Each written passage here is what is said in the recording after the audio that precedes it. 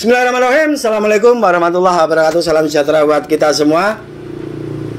Untuk pagi ini kita sedang ada di Desa Kedungdowo, Kecamatan Arjasa, Kabupaten Situbondo. Saya ditemani oleh kameramen Mas Yudi dan penangkar benih tajuk G Mas Hendi, beserta ini langsung dengan ahlinya pembuat jakaba. Ini narasumber kita saat ini yaitu Abah Junaidi Sahid, sang penemu jakaba. 1 tahun yang lalu kita sudah pernah kesini ya Pak ya? Pernah. Dan saya sudah diajari banyak tentang masalah pertanian, khususnya masalah organik ya Pak ya. Dan kali ini kita akan mendengarkan penjelasan dari Abah Junaidi, apa keuntungan dari jakaba, apa keuntungan dari kita memakai organik. Setidaknya nanti Abah akan ngasih penjelasan mulai dari mana dulu, dari semi organik langsung turun ke organik, dan cara-caranya seperti apa nanti biar langsung dijelaskan oleh ahlinya. Monggo Pak. Kalau kita bicara jakaba, ini kan Gusman ini kan pernah dulu membuat konten soal jakaba, ya kan? Iya Pak. Pernah. Tapi karena jakaba ini unik, tidak akan selesai dibahas hanya 1 kali saja. Bahkan penemuan-penemuan baru dari manfaat jakaba ini sudah berkembang. Dari pertama menemukan hanya untuk pertumbuhan tanaman, terus untuk penanggulangan jamur patogen. Sekarang sudah berkembang pada jakaba bisa menjadi PSB, ya kan? Jadi PSB, bakteri, fotosintesis bakteria. Karena kalau jakaba sudah jadi fotosintesis bakteria, ini sangat cocok sekali pada musim-musim hujan. Karena pada musim hujan sinar matahari itu akan kurang. Jadi untuk pengaplikasian jakaba yang sudah menjadi PSB ini sangat dianjurkan sekali, karena untuk membantu tanaman untuk berfotosintesis seperti itu. Terus kemarin saya lihat di video Abah itu jakaba, di situ di atasnya ada trichoderma, ada jamur antagonisnya. Iya. Yang kita sebut jamur antagonis trichoderma ya Abah ya? Benar. Itu gimana ceritanya Abah? Nah itu kan diuji coba sama saya, karena semua orang sudah tahu bahwa trichoderma adalah jamur antagonis yang bisa menahan atau menolak bakteri jamur patogen seperti Fusarium, Anthracnosa dan sebagainya itu. Lah, saya uji cobakan ini kan antagonis, trichoderma antagonis, sedangkan jakaba juga antagonis sebenarnya juga. Lah, sama-sama antagonis kita gabungkan, barangkali ini akan menjadi 2 kekuatan untuk melawan jamur Fusarium, jamur patogen itu. Lah ternyata sukses. Kemarin saya uji coba menggunakan jakaba dan trichoderma, saya gabungkan, ternyata sama-sama berkembang. Seperti itu. Berarti bisa disandingkan apa? Bisa hidup rukun di situ. Bisa rukun. Berarti jamur antagonis yaitu trichoderma dan jakaba kita doakan samawa ya Bos ya. Kan bisa bersanding. Dan tujuannya kalau kita mix dengan trichoderma itu paling bagus kita aplikasikan sebelum atau sesudah tanam apa? Ya kalau masalah bagusnya, paling bagus memang sebelum tanam itu sudah dipersiapkan di lahan, karena triko dan jakaba ini akan berkembang di media asalkan dengan syarat ada media. Contohnya seperti kompos, dimasukkan kompos, dia akan menjadi tempat inang dari kedua jamur ini antara trichoderma dan jakaba. Lah ketika sudah tanam, kalau sudah ini mendominasi di dalam lahan, katakanlah di dalam lahan tanaman bawang sudah mendominasi, maka jamur-jamur patogen ini kalah koloni seperti itu. Oh, berarti secara tidak langsung kita harus membuatkan rumahnya dulu dengan cara kita aplikasi kompos ke lahan. Sekarang pertanyaan seperti ini Pak, rata-rata petani seperti pengikut Gusman Bojonegoro itu rata-rata Pak ya, itu masih kimia sintetis rata-rata. Sebagian cuman saya wajibkan kalau olah lahan itu pakai kompos. Kalau tanah kita itu sudah kebanyakan kimia sintetis, sudah meninggalkan begitu banyak residu, apakah Jakaba dan Trichoderma perpaduan keduanya itu mampu untuk mendegradasi mengurai residu itu apa tidak Pak? Nah, untuk soal percobaan antara Trichoderma dan Jakaba untuk mengurai residu saya belum pernah uji coba seperti itu. Nah, akan tetapi kalau Jakaba tunggal ini bisa untuk mengurai residu. Jakaba tunggal bisa untuk mengurai residu. Ini sudah beberapa kali sudah diuji cobakan. Kemarin teman saya dari Madura pernah punya Jakaba, karena ditumbuhi belatung lalu dikasih obat apa namanya itu yang bahan aktif yang sering di karbofuran. Ya, karbofuran. Di-mix dengan karbofuran apa? Bukan di-mix, maksudnya untuk inginnya orangnya ini membunuh ulat belatungnya itu. Itu dikasih karbofuran. Lah ternyata memang benar belatungnya itu mati, tetapi Jakabanya itu tetap hidup. Jakaba tetap hidup. Belatung mati kena karbofuran tadi. Tetapi Jakabanya tetap masih hidup. Masih bisa bekerja. Lah itulah kehebatan Jakaba. Dia mampu di-mix dengan pestisida kimia. Bahkan bisa melemahkan sebenarnya, bisa mengurai. Secara tidak langsung dari keseluruhan yang Abah bilang, Jakaba bisa di-mix dengan insektisida. Gini, kalau insektisida di-mix dengan Jakaba sebenarnya boleh. Cuman yang ditakutkan kimianya ini akan lemah. Itu yang saya takutkan. Makanya ketika teman-teman tanya, bolehkah Jakaba di-mix dengan pestisida kimia? Pasti saya tidak dijawab sama saya, karena itu takut melemahkan inseknya itu. Karena pada dasarnya Jakaba akan tetap bekerja di situ. Secara tidak langsung inseknya akan menjadi lemah. Itu yang ditakuti, karena orang yang menggunakan insek kan tujuannya untuk membunuh hama, ya kan?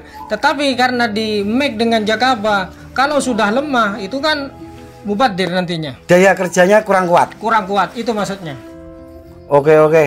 Sedikit saya jelaskan kepada viewer Gusman Bojonegoro, karena bahasa orang yang berilmu itu agak tinggi. Tak dasarno, biar jelas. Karbofuran itu sekelas regen, furadan.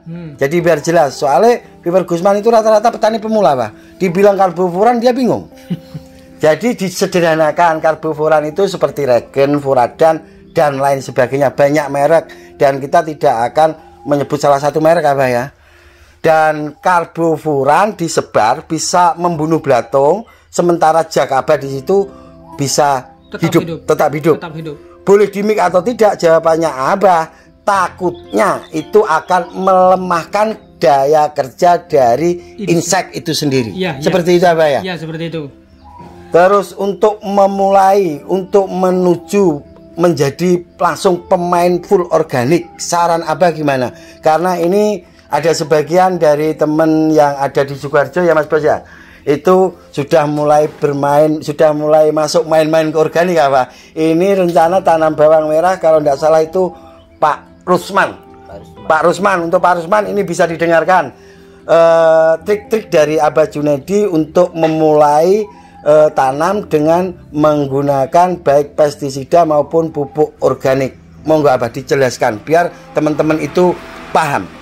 Ya, kita kalau bicara Jakaba, sebaiknya Jakaba ini jangan di-mix menurut saya. Jangan di-mix. Pertama, takut melemahkan.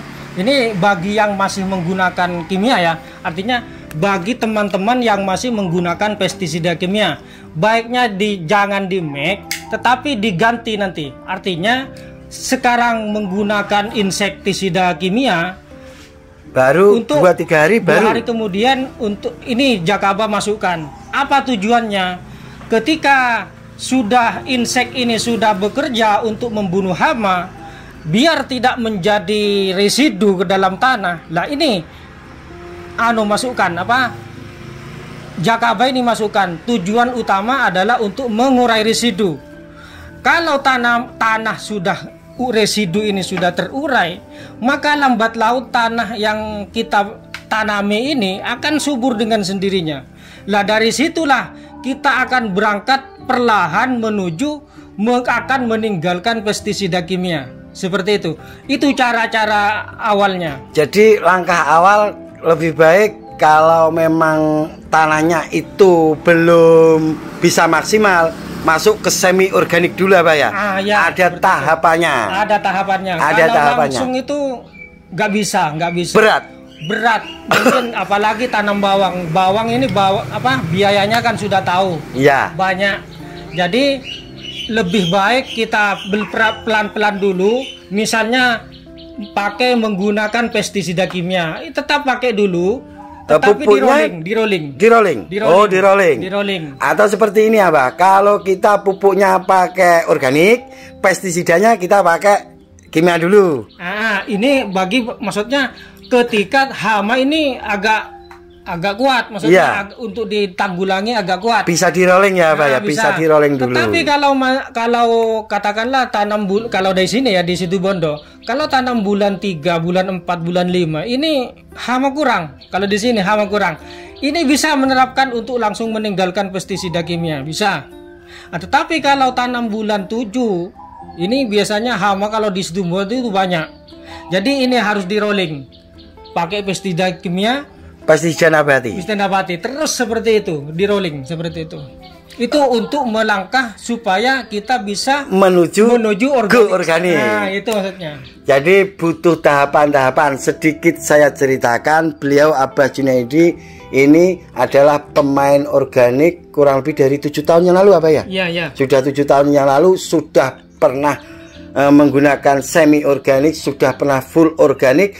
Dari semuanya itu dirangkum dan dijelaskan ke para petani pemula yang mau terjun ke organik. Abah menyarankan pelan-pelan dulu ya Pak ya. Pelan-pelan dulu.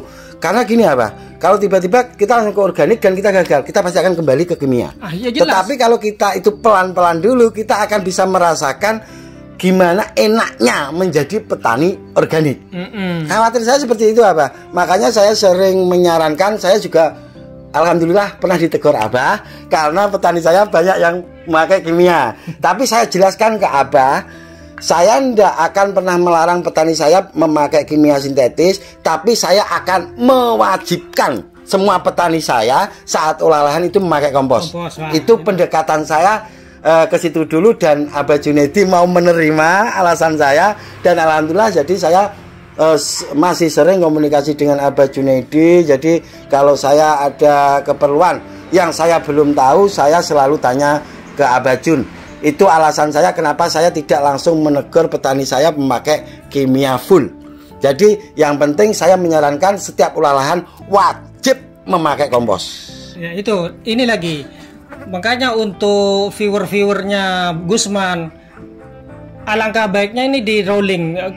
Kalau kita bicara pestisida kimia ya, di rolling. Apa sih manfaatnya rolling? Nah ini perlu dijelaskan untuk Gusman. Iya, monggo Pak. Manfaatnya gini, hama ketika sering menggunakan pestisida kimia ini kan lama-lama akan resisten, akan kebal. Akan kebal itu pasti sudah.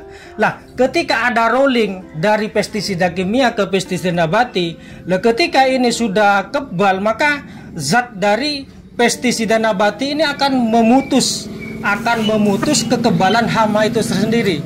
Soalnya di sana ada zat seperti kalau kita bicara memba, ada azadirachtin. Dia akan memutus hama yang sudah resisten. Artinya kalau hama sudah kebal, pestisida nabati ini yang bisa menembus kekebalan itu ya Pak ya. Itu maksudnya. Lah itu paling tidak seperti itu. Kalau kita di rolling, maka gampang itu untuk menanggulangi hama. Hama tidak akan menjadi resisten dan tidak akan menjadi kebal. cerita gamblangnya untuk viewer Gusman Bojonegoro sering saya jelaskan seperti ini. Yang dimaksud Abah seperti saya menjelaskan Sidropin Plus. Kita tidak harus full pakai Sidropin Plus. Kita memakai Sidropin Plus tujuannya biar hama tidak kebal. Kenapa? Kadang saya bilang bisa memakai kimia sintetis. Kita memakai Sidropin Plus, kita spraykan 3 hari berturut-turut. Habis itu kita spray kimia. Sekali saja hama itu akan mati. Ya memang seperti itu. Ya. Kerjanya seperti penjelasannya itu. Abah itu seperti itu. Jadi hama tidak menjadi kebal. Itu ya Abah ya. Kan sudah kita tahu. Mulai tahun anggaplah tahun 90-an ada pestisida. Karena saya ini sebenarnya sudah pemain pestisida, pemain kimia sebenarnya. Cuma karena sudah jenuh bermain di pestisida, akhirnya kembali ke organik. Nah seperti ini, tahun 90 ada bahan aktif yang katakanlah yang tingkat-tingkat fos itu, itu kan tinggi itu kalau tahun 90-an. Lalu beberapa 5 tahun kemudian ada bahan aktif seperti abamectin. Ini sudah tinggi, katakanlah ini sudah pemungkas. Lah sekarang tahun 2021 ada lagi bahan aktif yang paling tinggi seperti amamectin benzoat. Nah, mana ada yang tinggi dari itu? Enggak ada kan? Artinya tiap tahun, tiap bulan ada pergantian pestisida kimia karena untuk menanggulangi hama itu sangat kuat. Kenapa? Yaitu karena hama itu sudah resisten. Lah, biar tidak resisten dan tidak mengejar bahan aktif, kita rolling dengan menggunakan pestisida nabati seperti itu. Biar kekebalan itu putus seperti itu. Kalau bahasa orang berilmu seperti itu, kalau bahasa orang jalanan seperti saya. Tapi sekarang mumpung saya ada di situ Bondo apa? Saya sekalian mau tanya, mungkin ini saya mewakili viewer Gusman Bojonegoro. Ini ada teman yang tanam bawang merah 3 tahun berturut-turut tanam bawang merah. Full kimia sintetis, full bah, full, ini full. Dan saat ini dibongkar. Saat dibongkar dicangkul, cangkulnya ki cara Bojonegoro gak tegas. Cara kanjoe piye, Bos? Gak tegas itu loh, Bos. Gak tegas. Pokoknya atos ya, seperti itulah, Pak. Itu pengaruh dari apa, Bang? Nah, menurut saya kok karena peninggalan residu yang ditinggalkan oleh kimia sintetis itu. Ya. Terus solusinya apa? Gimana itu? Nah, solusinya ya paling tidak kompos seperti Jagaba itu dimasukkan biar residu-residu itu terurai. Residu bisa terurai. Kalau misalnya teman-teman tidak mempunyai, katakanlah tidak mempunyai Jagaba, itu bisa menggunakan rumen, bisa juga itu pakai rumen. Rumen niku nek Bojonegoro babrian sapi. Neng Anjuk apa? Babrian sapi, sesuatu sing dimasak nang jerone weteng sapi sing bakal jadi kue apa ya? Iya, itu. Lah itu bisa juga, bisa untuk mengurai residu seperti itu. Itu juga bisa dibuat starter apa ya? Bisa. Jadi kita ndak harus beli ya, Pak. Ndak harus M21, ndak harus M4. Kita bisa pakai rumen. Ya, bisa. Rumen, Bos. Rumen itu langsung diaplikasikan seperti di pisang bisa, Pak ya? Bisa. Jadi ada teman saya itu yang pernah mencoba aplikasi ke pisang. Pisangnya luar biasa bagus. Sangat subur. Memang bagus. Apalagi ditambah Jagaba, tambah mantap. Apalagi tambah Jagaba, tambah mantap. Rumen ini ndak beli, sebenarnya ndak beli. Di saat ada Idul Adha atau ada hajatan, itu bisa ambil. Kita bisa ambil, jadi ndak harus dibuang rumennya. Tinggal dari sapi. Enggak. Kambing bisa apa ya? Kambing bisa. Misalnya nyembelih kambing. Nah, terus itu kan dibuang kotoran dalamnya. Yang wadah yang paling besar itu di rumen. Itu ambil, tinggal masukkan ke wadah, dikasih ragi tape, gula, air kelapa, sudah cukup. Tambah nanas bisa. Tambah nanas biar aromanya bagus dan cepat terurai karena dia mengandung enzim. Bisa. Seperti itu. Jadi penjelasan Abah ini jangan terlalu mentah-mentah terus cuma pakai air kelapa, enggak. Bisa ditambahi, bisa dimodifikasi sendiri bisa. Secara tepat. Jadi tidak harus terlalu mentah-mentah. Kalau ada teman kita yang pakai, kok ada nanasnya? Abah tidak menyarankan. Bukan tidak menyarankan. Kalau memang bagus ditambahi enggak apa-apa. Abah cuma bilang pakai itu bisa. Bagus malah. Sebenarnya bagus kalau dikasih nanas karena nanas itu kan mengandung enzim. Jadi cepat untuk mengurai rumen itu. Oke, Pak. Untuk sementara cukup. Kita mau melanjutkan perjalanan, nanti mau mampir ke Bondowoso. Berikut kita akan cek lahan di Sidoarjo. Di Bu Lili Ismania. Itu tanam bawang merah langsung pertama kali tanamnya langsung 3 ton, Pak. Dan sampai saat ini kebetulan masih full kimia, tapi tetap kompos masuk, Pak. Saya wajibkan kompos itu masuk di awal. Oke, ini perbincangan dari bahasa jalanan dan bahasa ilmu yang benar. Ini Gus, ini gimana, Pak? Jangan lupa, Gus. Siap.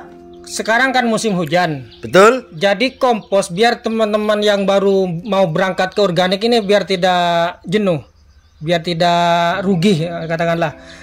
Sekarang musim hujan, kompos itu bisa menjadi pengaruh juga karena kompos kan asam. Betul. Nah, kompos itu asam biasanya di bawah 4. Ketika di musim hujan seperti ini, kalau cuman kompos stok yang dimasukkan, ini bisa jadi bumerang juga. Artinya butuh kapur dolomit harus itu. Ketika mengaplikasikan kompos harus dibarengi dengan kapur dolomit.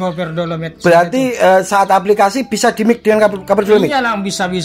Terus ditambahi arang sekam. Bisa. Arang sekam juga bisa, tanpa dolomit juga bisa. Pertanyaan seperti ini, Pak. Di saat kita itu aplikasi arang sekam, terus kohe, kotoran hewan yang sudah difermentasi tentunya, untuk teman-teman viewer Gusman Bojonegoro jangan lupa difermentasi. Bukan kohe langsung disebar, bukan. Iya, wajib fermentasi dulu karena di situ cenderung masih ada patogennya, Pak ya. Jadi perlu difermentasi dulu. Apa itu wajib? Wajib difermentasi dulu. Jadi tidak boleh mentah langsung disebar, tidak boleh. Kalaupun yang boleh nyebar mentah seperti beliau boleh, karena sudah tahu cara penanganannya. Tapi untuk petani pemula haram hukumnya aplikasi kohil langsung mentah, Pak. Bahaya. Iya, jangan. Yang boleh yang sudah tahu ilmunya. Gini, apa? Terus sekarang seperti ini, apa? Di saat kita olah lahan, kita menggunakan tadi kapur dolomit, kita mix dengan arang sekam, dan kita mix dengan kohe yang sudah difermentasi. Ya, Pak ya? Kita sebar. Di situ otomatis pH akan menjadi netral, tidak asam lagi, ya, Pak ya? Di saat itu habis aplikasi itu kita nyepre pakai trichoderma. Apa trichoderma itu akan bisa bekerja efektif, apa? Setelah itu? Iya. Tetap efektif karena ada media, ada kompos itu sudah. Ada kompos itu? Ada kompos, iya. Tapi apa jamur trichoderma itu bisa bekerja di kondisi basah? Nggak apa-apa. Bisa? Bisa. Justru itu tempatnya itu sudah. Karena jamur antagonis seperti trichoderma ya, itu dia efektif, kerjanya efektif ketika tanah kondisi netral. Kalau kondisi asam, justru dia kalah koloni sama fusarium. Kalah koloni sama patogen. Kalah koloni sama patogen. Berarti seperti ini, lahan kita itu lebih dikuasai patogen daripada antagonis tadi. Ya, Pak ya? Iya, seperti itu. Jadi kalah bulu. Kalah teman, Bos. Kalah teman. Nah, itu yang sering tidak dipahami oleh teman-teman petani. Ketika kondisi asam, itu jamur patogen itu cepat berkembang biaknya. Sementara jamur antagonis seperti trichoderma dimasukkan, dia akan mandek di kondisi asam. Karena dia kalah pasukan. Karena berkembang sudah. Kalah berkembang. Ini pernah saya perjelas, dan nanti kalau salah biar ditegur Abah. Saya sering menjelaskan di lahan kita itu dikuasai oleh bakteri bagus dan bakteri jahat, ya, Pak ya. Jika bakteri jahat menguasai, maka tanaman kita akan muncul masalah nantinya. Jika ada bakteri bagus bisa menguasai lahan kita, maka tanaman kita agak sedikit tidak akan ada masalah. Seperti itu, Pak. Ya, benar seperti itu, Pak ya. Benar. Berarti kompos tetap wajib masuk saat olah lahan. Iya, benar. Baik itu buat petani organik, semi organik maupun kimia sintetis, wajib kompos masuk. pH harus di atas 6. pH harus di atas 6. Terlebih saat musim hujan, apa ya? Oh iya. Di saat musim hujan. Tapi Abah pernah bilang memang layaknya tanaman bawang merah, khususnya hortikultura bawang merah, itu pH kalau sudah di atas 5,5 itu sudah bisa dikatakan standar apa ya, bisa masuk. Jadi teman-teman perlu diketahui kalau pH-nya sudah 6, mau dinaikkan menjadi 6,5 atau 7 tak bagus apa ya. Tapi itu sudah masuk kategori aman untuk tanaman horti sejenis bawang merah. Ada yang mau ditambah apa? Serasa sudah cukup. Cukup, nanti naik lama-lama kebeken jadi tambah susah untuk memahami. Paling tidak sekilas sudah dijelaskan. Kita sudah ngobrol-ngobrol antara bahasa jalanan dan bahasa ilmuwan, itu yang jelas. Dan saya tidak pernah takut salah. Saya sudah sering bilang sama Abah, kalau saya salah tegur Abah, tapi saya tidak akan berhenti untuk berbagi. Ya itu lagi, ketika menonton konten semacam tutorial itu jangan di skip supaya tidak informasinya itu tidak putus-putus, biar tidak gagal paham. Tujuannya itu biar tidak gagal paham. Kenapa? Karena pertanyaan masuk ke Abah atau ke Gusman Bojonegoro itu pasti banyak. Yang nanya separuh-separuh padahal sudah kita jelaskan di konten. Tapi masih tanya padahal sudah kita jelaskan. Kita tetap akan menjawab. Tapi kalau pertanyaan itu terlalu standar, berarti ya jawabannya biar bisa lain hari, Bos. Bukan kita tidak mau jawab, kita akan jawab ke petani yang benar-benar membutuhkan, yang belum tahu gitu Abah ya. Oke guys, itu sedikit yang bisa saya jelaskan. Terima kasih untuk kesediaan Abah ngobrol-ngobrol sama kami. Banyak ilmu yang kami dapat untuk pagi ini.